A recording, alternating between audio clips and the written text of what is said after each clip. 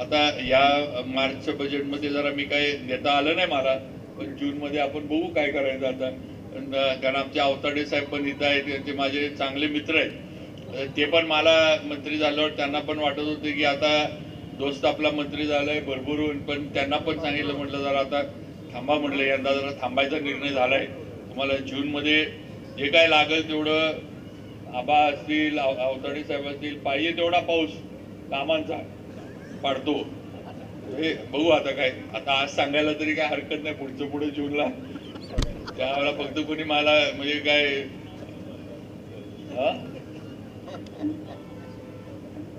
ते 2 वर्ष आता ते आत्ताच सगळ्यांना आहे की लोक म्हणतील तुम्ही मंत्री झालाय कशाला 2 वर्ष काय करायचं.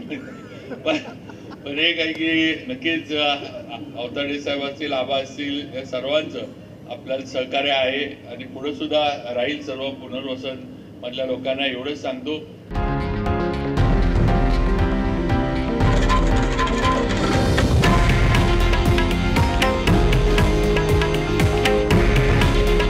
हे आहे देशातील नंबर 1 न्यूज नेटवर्क आणि आपण पाहत आहात TV9 मराठी. काळजी तुमची, हित महाराष्ट्राचं.